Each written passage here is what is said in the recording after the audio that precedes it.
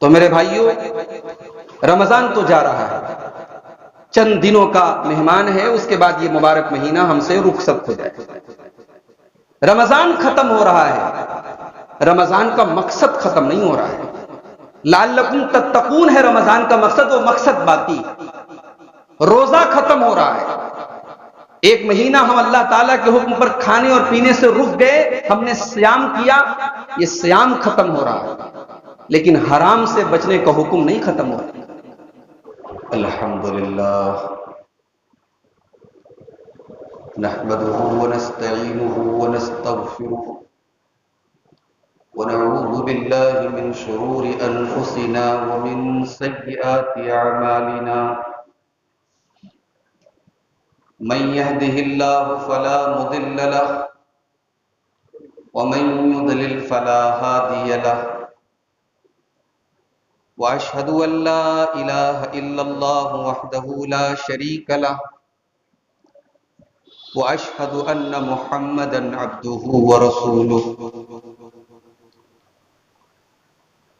اما بعد فان خير الحديث كتاب الله، وخير الهدي هدي محمد صلى الله عليه وسلم، وشر الأمور محدثاتها، وكل محدثة بدعة، وكل بدعة ضلالة، وكل ضلالة في النار۔ أعوذ بالله من الشيطان الرجيم، بسم الله الرحمن الرحيم، وَلِتُكْمِلُوا الْعِدَّةَ وَلِتُكَبِّرُوا اللَّهَ عَلَى مَا هَدَاكُمْ وَلَعَلَّكُمْ تَشْكُرُونَ۔ محترم حاضرین جمعہ، آج رمضان کا آخری جمعہ ہے۔ عوام میں آج کے جمعہ کو بڑی اہمیت دی جاتی ہے، اور آج کے جمعہ کو الوداع کا جمعہ کہا جاتا ہے۔ تو سب سے پہلی بات تو یہی یاد رکھیں کہ شریعت میں الوداع کے جمعہ کا کوئی تصور نہیں، نہ آج کے جمعہ کی الگ سے کوئی فضیلت ہے، نہ اہمیت ہے۔ جیسے رمضان کے باقی جمعہ تھے، ان کی جو اہمیت تھی، ان کی جو فضیلت تھی، وہی آج کے جمعہ کی بھی فضیلت تھی۔ ہاں، یہ الگ بات ہے کہ آج کا جمعہ رمضان کا آخری جمعہ ہے، اور اس کے بعد جو جمعہ آئے گا وہ شوال میں آئے گا، وہ عید کے دن آئے گا یا عید کے دن کے بعد آئے گا انشاءاللہ۔ یہ جو عشرہ چل رہا ہے رمضان کا آخری عشرہ، ہمارے یہاں عموماً یہ عشرہ عید کی تیاریوں میں گزرتا ہے۔ بازاروں میں لوگ خریداریوں میں اور اپنی ضروریات میں اور اپنے کاروبار میں اور اپنے کام دھندے میں تیزی لاتے ہیں اس عشرے میں۔ اللہ کے رسول صلی اللہ علیہ وسلم اس آخری عشرے کو کیسے گزارتے تھے؟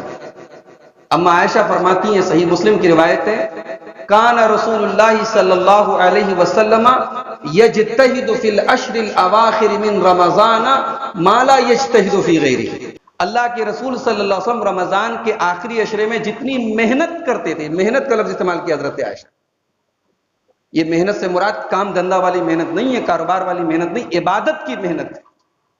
جتنی محنت اس عشرے میں اللہ کے رسول کرتے تھے، سال بھر کبھی نہیں کرتے تھے اللہ کے رسول۔ اور اما عائشہ ایک دوسری حدیث میں فرماتی ہیں، یہ بھی صحیح بخاری اور صحیح مسلم کی حدیث ہے، کہ جب رمضان کا آخری عشرہ آتا تھا، شد مئزرہ، اللہ کے نبی کمر کس لیتے تھے۔ کمر کس لینے کا دو مطلب بتایا علماء نے۔ ایک مطلب تو یہ ہے کہ یعنی بہت زیادہ محنت کرتے تھے، اور دوسرا مطلب یہ، چونکہ اللہ کے رسول رمضان کے آخری عشرے میں اعتکاف میں بیٹھتے تھے تو بیویوں سے دور رہتے تھے۔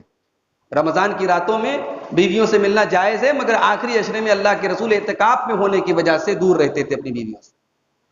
وَأَحْيَا لَيْلَهُ، اور راتوں کو جاگتے تھے۔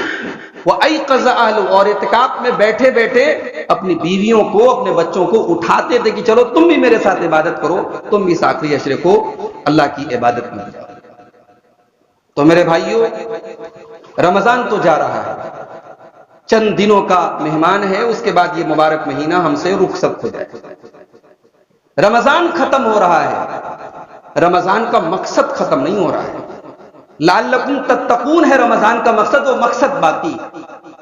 روزہ ختم ہو رہا ہے، ایک مہینہ ہم اللہ تعالیٰ کے حکم پر کھانے اور پینے سے رک گئے، ہم نے صیام کیا، یہ صیام ختم ہو رہا ہے، لیکن حرام سے بچنے کا حکم نہیں ختم ہو رہا۔ دوسرے الفاظ میں کہہ سکتا ہوں کہ کھانے اور پینے کا صیام ختم ہو رہا ہے، حرام سے بچنے کا صیام تو سال کے 12 مہینے قائم۔ تو ہمیں اور آپ کو یہ چیز بھی اپنے سامنے رکھنی چاہیے کہ رمضان ختم ہو رہا ہے، اللہ تعالیٰ کی عبادت کا حکم نہیں ختم ہو رہا ہے۔ جن لوگوں نے یہ سمجھا کہ ایک مہینہ اللہ کو راضی کر لو، تاک راتوں میں جاگ لو، چند راتوں میں اللہ کے سامنے رو لو، گڑ گڑا لو اور ہماری بخشش ہو جائے گی، انہوں نے اللہ کو سمجھا ہی نہیں۔ بعض سلف کے سامنے جب ذکر کیا گیا کہ کچھ ایسے لوگ ہیں جو رمضان میں اللہ کی بڑی عبادت کرتے ہیں اور باقی سال کے 11 مہینے غافل رہتے ہیں، تو ان کے زبان سے بس ایک جملہ نکلا، بئس القوم لا يعرفون اللہ الا فی رمضان۔ کتنے برے ہیں وہ لوگ جنہوں نے اللہ کو صرف رمضان میں پہچانا۔ بھئی اللہ صرف رمضان کا رب نہیں ہے، شوال کا بھی رب ہے، ذی القعدہ کا بھی رب ہے، ذی الحجہ کا بھی رب ہے، وہ سال کے باقی 11 مہینوں کا بھی رب ہے۔ تو ربانی بنو، رمضانی مت بنو میرے بھائی۔ اللہ تعالیٰ کی عبادت کا حکم مرتے دم تک ہے، وَاعْبُدْ رَبَّكَ حَتَّى يَأْتِيَكَ الْيَقِينُ۔ اللہ کی عبادت کرو یہاں تک کہ موت آ جائے۔ اللہ تعالیٰ کو اپنا رب مانو تو اس کے اوپر جمے رہو، ڈٹے رہو۔ ان الذین قالوا ربنا اللہ ثم استقاموا، اس کے اوپر جم جاؤ۔ اللہ سے ڈرو، ویسا ڈرو جیسا ڈرنے کا حق ہے۔ یا ایھا الذین آمنوا اتقوا اللہ حق تقاتہ، اے ایمان والو اللہ سے ویسا ڈرو جیسا ڈرنے کا حق۔ اللہ کے فضل و کرم سے آج 24واں روزہ ہے، آج کی رات 25ویں طاق رات ہے، تیسری طاق رات ہے۔ ہم نے اس 24 دنوں میں ہم نے ظاہر ہے کہ بڑی محنت کی، بہت سارے لوگوں نے بڑے قرآن کی تلاوت کی، تراویح کی نماز میں ہم شامل ہوئے، 14 گھنٹہ 14.5 گھنٹے کا ہم نے روزہ رکھا۔ لیکن کیا ہمیں اس بات کی فکر نہیں ہونی چاہیے کہ ہمارا روزہ، ہماری تراویح، ہماری تلاوت، ہمارا طاق راتوں میں جاگنا یہ اللہ کے قبول ہوا کہ نہیں ہوا؟ یہ چنتا ہمیں ہونی چاہیے کہ نہیں ہونی چاہیے؟ یہ فکر ہونی چاہیے کہ نہیں ہونی چاہیے؟ یہ بالکل فکر ہونی چاہیے۔ اور یہ بات نوٹ کر لیں آپ کہ نیکی کرنے کے بعد، عبادت کرنے کے بعد، عبادت کے قبول ہونے کی ایک نشانی یہ بھی ہے کہ عبادت کرنے کے بعد اور زیادہ عبادت کرنے کا جذبہ پیدا ہو۔ یہ بھی عبادت کے، نیکی کے قبول ہونے کی ایک نشانی ہے۔ آپ نے رمضان کا روزہ رکھا، اب آپ کے دل میں یہ جذبہ پیدا ہو ہم شوال کے 6 روزے بھی رکھیں گے۔ بھئی ہماری فرض نمازوں میں کوئی کمی کوتاہی ہو جائے تو نفل نمازوں کے ذریعے پوری ہو جاتی ہے، اللہ کے رسول کی صحیح حدیث ہے۔ رمضان کے روزے میں کوئی کمی کوتاہی ہو جائے تو 6 روزے شوال میں موقع نکال کے رکھ لیں آپ۔ رمضان کے روزوں کی کوئی کمی کوتاہی ہوگی انشاءاللہ اللہ پوری فرما دے گا۔ یہ جذبہ آپ کے اندر پیدا ہو۔ رمضان میں آپ نے 3 قرآن کی تلاوت کی تو رمضان کے بعد بھی آپ کے شیڈیول میں تلاوت رہے۔ طاق راتوں میں آپ نے جاگ کے عبادت کی تو کم سے کم 5 وقتہ نمازوں کی پابندی کا جذبہ رہے۔ یہ ہے عبادت کے قبول ہونے کی نشانی۔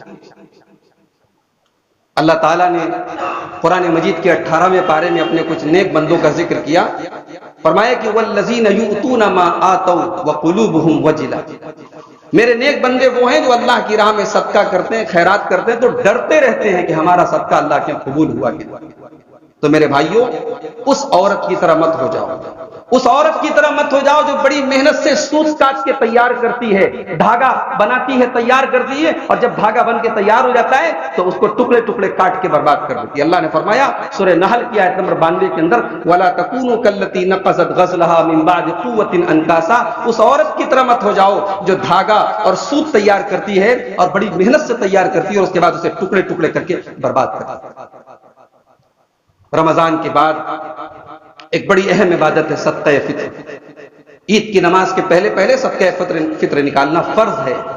اللہ کے رسول نے فرض قرار دیا، حدیث کے الفاظ ہیں، بخاری اور مسلم کی روایت ہے، 1 سا جو یا 1 سا گیہوں، 1 سا جو یا 1 سا کھجور اللہ کے رسول نے غلام، آزاد، چھوٹے بڑے، مرد عورت سب پر فرض کیا۔ یہ مقصد کیا ہے صدقہ فطر کا؟ عبداللہ ابن عباس کہتے ہیں، ترمذی کی، ابو داؤد کی صحیح روایت ہے، طہرۃ للصائم من اللغو والرفث، روزے کی حالت میں کچھ بےہودہ باتیں آپ کے منہ سے نکل گئی ہوں گی، کچھ لغو کام ہو گئے ہوں گے، کچھ نازیبا کام ہو گئے ہوں گے، یہ صدقہ فطر آپ کو پاک کر دے گا۔ وطعمۃ للمساکین، اور صدقہ فطر کا دوسرا مقصد ہے مسکینوں کو کھانا مل جائے، عید کے دن کوئی بھوکا نہ رہے، عید کے دن سب کو کھانا مل جائے۔ صدقہ فطر میں ایک سا اناج دینے کا حکم ہے. ایک سا آج کے پیمانے کے مطابق ہمارے یہاں رائج پیمانے میں تقریباً 2.5 کلو آتا ہے. 2.5 کلو اناج، چاول، گیہوں، آٹا جو آپ دینا چاہتے ہیں. اناج دینا بہتر ہے، اناج دینا بہتر ہے. حدیثوں میں اناج کا ذکر ہے، لیکن اگر سامنے والے کی مصلحت کا تقاضا اس کو نقدی دینے میں، تو آپ نقدی بھی دے سکتے ہیں. اس مسئلے میں بہت زیادہ تشدد نہیں کرنا چاہیے. نقدی بھی دی جا سکتی ہے، گنجائش موجود ہے. اناج دینا بہرحال بہتر ہے. رمضان کے بعد اس کے شکرانے میں ہم عید کی نماز پڑھتے ہیں. یہ عید کی نماز کیا ہے؟ یہ عید کی نماز فرض ہے. عید کی نماز فرض ہے، اور مردوں کے ساتھ ساتھ عورتوں کے اوپر بھی فرض ہے. ام عطیہ رضی اللہ تعالیٰ عنہ کہتی ہیں، بخاری اور مسلم کی روایت ہے، اللہ کے نبی نے حکم دیا کہ حیض والی عورتیں، کنواری عورتیں، شادی شدہ عورتیں سب کو لے کر کے عیدگاہ جاؤ. اور حیض والی عورتیں نماز سے الگ رہیں، لیکن مسلمانوں کی دعا میں شامل ہوں. ایک صحابیہ نے پوچھا، ہے اللہ کے رسول، کسی عورت کے پاس اگر چادر نہ ہو، اللہ کے نبی نے فرمایا اس کی سہیلی، اس کی بہن اس کو چادر دے. تو عید کی جو 2 رکعت نماز ہے یہ فرض ہے میرے بھائی. اگر پرشاسن کی طرف سے اجازت نہ مل پائے، اگر حالات ایسے ہوں کہ آپ مسجد میں بھی عید کی نماز نہ ادا کر سکے، اپنے گھروں میں عید کی نماز آپ ادا کریں. اگر کوئی خطبہ دینے والا ہے، اچھی بات ہے. کوئی خطبہ دینے والا نہیں ہے، خطبہ جمعہ کے لیے شرط ہے، خطبہ عید کے لیے شرط نہیں ہے. عید کی نماز آپ اپنے گھروں میں بھی جماعت کے ساتھ اپنے گھر کی عورتوں کو لے کر کے، بچوں کو لے کر کے حالات کے تحت پڑھ سکتے ہیں، کوئی حرج کی بات نہیں ہے. عید کے بعد ایک دوسرے کو مبارکباد دینا بھی صحابہ کرام سے ثابت ہے. مبارکباد کے الفاظ کیا ہوں گے؟ تقبل اللہ منا ومنکم. آئیے ہم اللہ سے دعا کریں، رب العالمین اس ماہ مبارک میں ہم سے جو کمیاں اور کوتاہیاں ہوئی ہوں ان کو اپنے فضل و کرم سے معاف فرما دے. اللہ ہماری نیکیوں کو قبول فرمائے. اللہ اس وبا کو ہم سے اٹھا لے. اللہ اس وبا کو ہم سے اٹھا لے. اللہ اس مصیبت کو ہم سے اٹھا لے. اللہ حالات کو پرسکون فرما دے. اللہ ہمارے بیماروں کو شفا عطا فرمائے. اللہ ہم میں سے جو لوگ فوت ہو چکے ہیں، انتقال کر چکے ہیں، ان کی مغفرت فرمائے. اللہ ہمارے بیماروں کو شفا دے. اللہ ہمارے بے روزگاروں کو روزگار دے. اللہ ہمارے کاروبار میں برکت دے. اللہ ہمارے قرض داروں کے قرضوں کو دور فرما دے. اللہ ہم میں سے جو لوگ بے قصور قید میں ہیں، اللہ ان کو قیدوں سے رہائی عطا فرما دے. اللہ ہماری ذہنی اور جسمانی ہر قسم کی تکلیف کو دور فرما دے.